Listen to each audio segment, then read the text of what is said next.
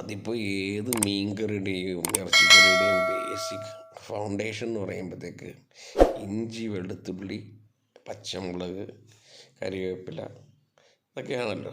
പക്ഷെ ഇവിടെ നമ്മൾ ഇഞ്ചി, വെളുത്തുള്ളി, സവോള, പച്ചമുളക്, കരിവേപ്പില, ചുവന്നുള്ളി എല്ലാം ഉണ്ട്. ഉണ്ടമുളകാണ് ഉപയോഗിക്കുന്നത്. നമ്മൾ ഈ ചെമ്മീൻ അതുപോലുള്ള ചെമ്മീൻ ഞണ്ടിനൊക്കെ ഉപയോഗിക്കുമ്പോഴത്തേക്ക് നമുക്ക് ഉണ്ടമുളകാണെങ്കിൽ കുറച്ചുകൂടെ നല്ല എരിവ് കിട്ടും.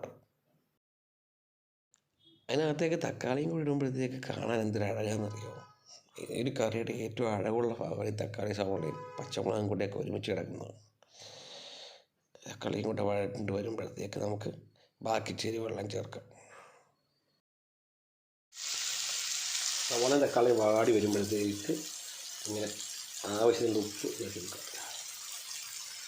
ഈ പാചകമാണ് അതിനകത്ത് നമ്മൾ മുളക് പൊടി മാത്രം ഉപയോഗിക്കുന്നത്. ഇഞ്ചിയും, വെളുത്തുള്ളി, പച്ചമുളകും, മുളക് പൊടി നമ്മൾ കാശ്മീരി മുളക് പൊടിയാണ്. ഒരു 3 ടീസ്പൂൺ മുളക് പൊടി കൊണ്ട് അടിച്ചു. എന്താ മുളക് പൊടി ആ വെജിറ്റബിൾസിൻ്റെ മേളിൽ കിടന്നിട്ട് ഒന്ന് മൂക്കട്ടെ. മസാലയൊക്കെ ഡ്രൈ ആയിട്ട് വരേണ്ടപ്പോൾ നമുക്ക് നേരെ ചെമ്മീൻ അങ്ങോട്ട് ഇടണം.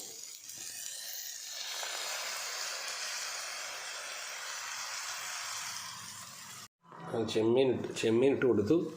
എന്നിട്ട് ഉപ്പൊക്കെ നോക്കിയിട്ട് ഇച്ചിരി പാകത്തിന് വെള്ളം ഒഴിച്ചത് ഒന്ന് പറ്റിച്ചെടുത്ത് കഴിഞ്ഞാൽ നല്ല കിടിലൻ സിമ്പിൾ ചെമ്മീൻ റോസ്റ്റ് റെഡി.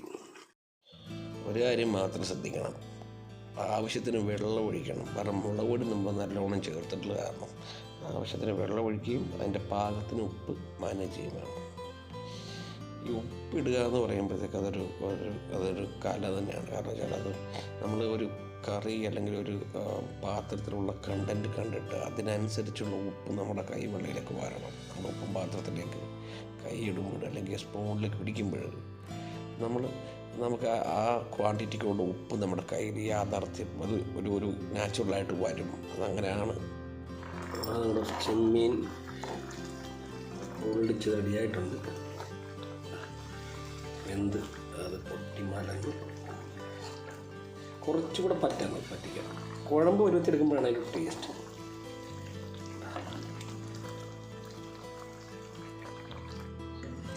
എപ്പോഴും ചെമ്മീനൊക്കെ നല്ലോണം പറ്റി കുറുകിയ സ്റ്റേജിലെടുക്കുന്നതാണ് നല്ലത്. അതാണ് ടേസ്റ്റ്.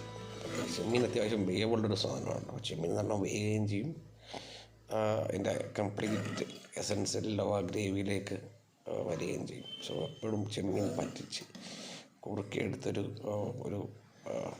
ഡ്രൈ എന്ന് പറയേണ്ട ഒരു സെമി ഡ്രൈ ആ ഒരു സ്റ്റേജിലാണ് ചെമ്മീൻ വളരെ നന്നായിരിക്കുന്നത്. അപ്പം ഇതാണ് നമ്മുടെ ചെമ്മീൻ റോസ്റ്റ്.